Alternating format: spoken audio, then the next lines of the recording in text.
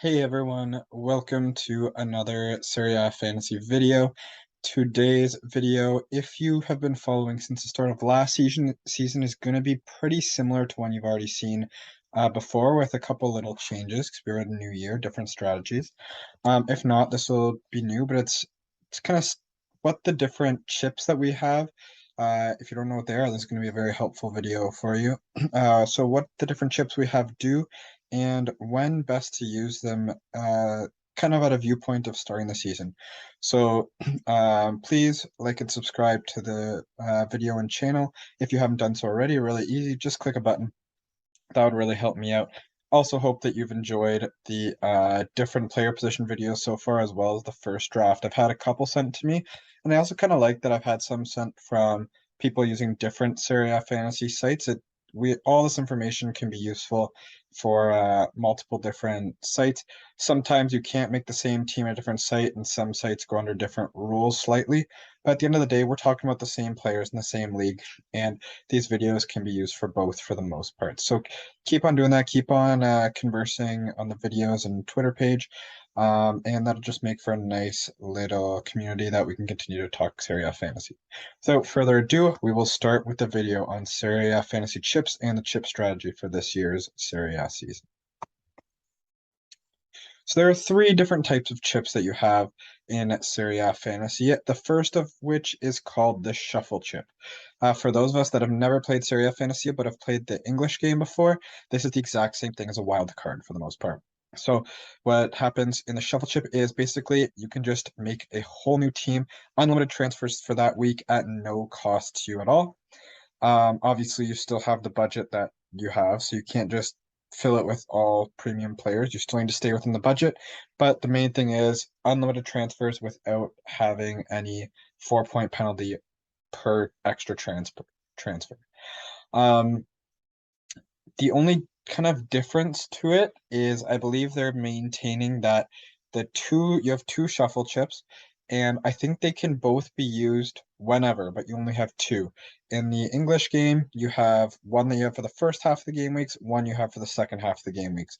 So you can only use one from weeks 1 to 18, or else you lose it if you don't use it. And then same for the back half of the season. Here, you can use both of them anywhere from game week 1 to game week 38 at the end of the day. So if you need to use it in week 2 and then again in week 3, you could. I would not recommend that, but just that availability is there that both can be used in the first half or the second half of the season need be as well. Make sure that you select the shuffle chip before you start making all these transfers. If it's not selected, you will get deducted points. The strategy for using the shuffle chip is use them sparingly. Remember, you only have two throughout the whole season, so make sure that you really want to use it before you use it. It's probably the most important chip. It can get you out of a big hole of injuries or rotation, bad fixtures, whatever. I would say, as part of the strategy, to aim to use one in each half of the season. I know it's not mandated, and it might not turn out that way that you end up using it. I'd aim to do it like that. It just breaks down the season into different chunks. You could break it into like first 10 game weeks, second 10 to 15 game weeks, then the last bit. Because obviously you're starting out getting to pick whoever you want with free transfers as well.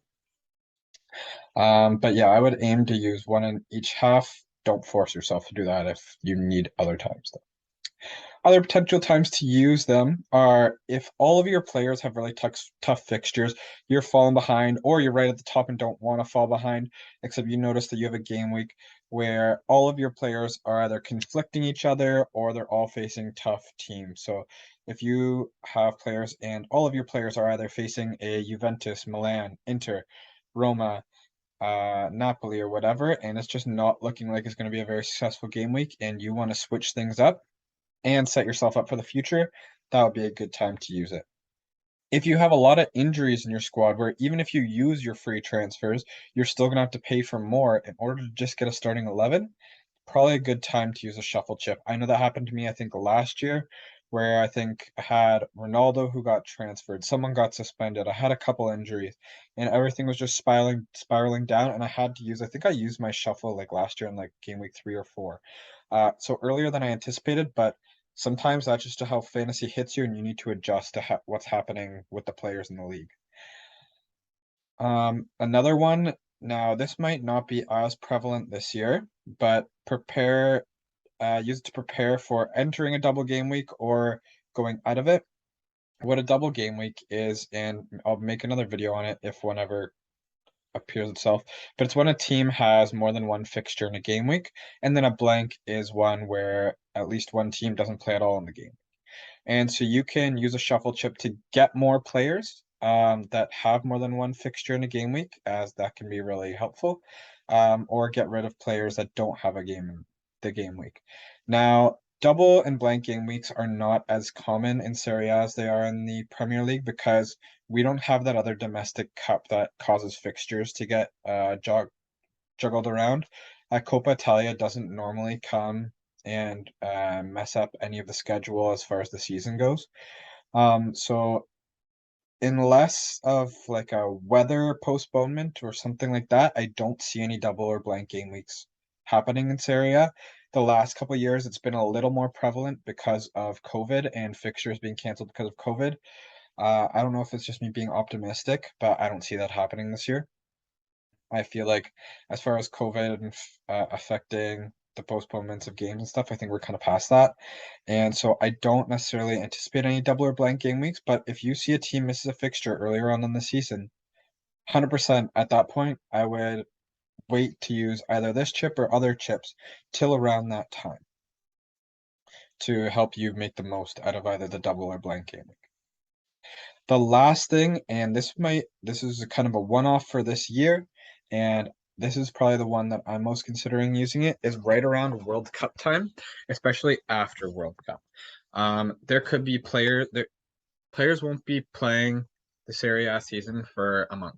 So there's lots of time there for players to get injured, to go through a bad run of form, stuff like that, or to fall out of favor with the team. In addition, I believe Serie A teams are like playing some kind of tournament or something just to stay in shape while the World Cup is going on if they're not players that are actually participating in the World Cup. So again, potential players to get injured there as well. I think I'd want to use my first shuffle like right or after the World Cup or my second one just to compensate for anything bad that happens over the World Cup break because there will be about a period of a month where Serie A games will not be happening. So that is something that is changed from and will really only pertain to this year. That is not the typical type of Serie A fantasy strategy. Unfortunately, it does not look like Serie A fantasy has given us a free week of transfers like the English game has, which is fine. We just need to think of that ahead of time and how that's going to impact our decision making. The all-in chip. So this is when the points are scored by your players on your bench as well as your starting 11. You can only use this once per season, anytime throughout the season.